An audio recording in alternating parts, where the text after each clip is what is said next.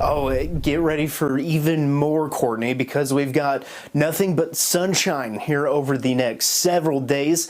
That is until we look at our next storm system that is going to be looking to arrive by the middle of next week. So plenty of sunshine to go around, especially through the weekend. In fact, it's looking like I'd even say perfect weekend weather-wise. So I highly recommend, if you can get outside and enjoy it, to do so, because take a look at this low pressure system that we saw in the area.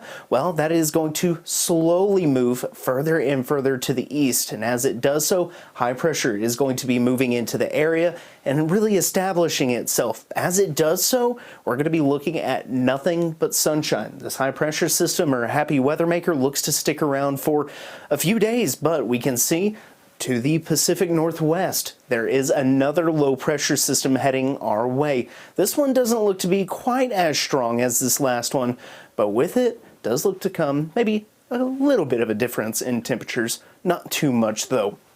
Let's go ahead and take a look at the radar. We are feeling the effects of the high pressure system, as there is not a drop of rain on the radar.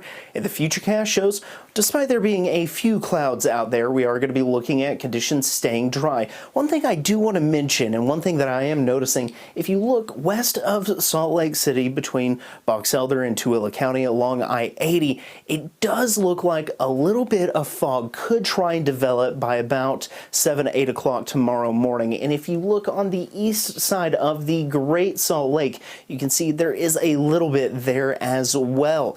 And that looks to continue maybe over into Friday as well. So maybe some slightly foggy conditions for very isolated areas by the time we get to tomorrow morning and maybe Friday morning.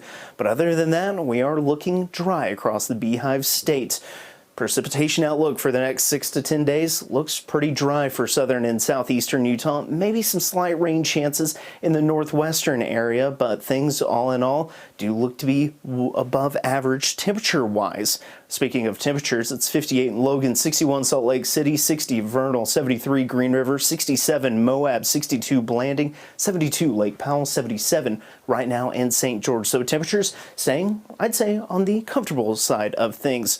Lows tonight below freezing for Evanston, right at freezing for Ely, 35 for Beaver, 39 Delta, then 39 in Hanksville, 42 Moab, but 52 for St. George. Highs tomorrow, we're going to be looking at a lot of 60s out there, but in the southern half of the state, a bit more closer to 70s, and then St. George in the 80s, of course. We go ahead and take a look at the Wasatch Front 7-day forecast. It shows temperatures in the upper 60s tomorrow, basically the low 70s, and then temperatures will stay in the 70s through the beginning of next week, but the upper 60s by Wednesday with cooler conditions.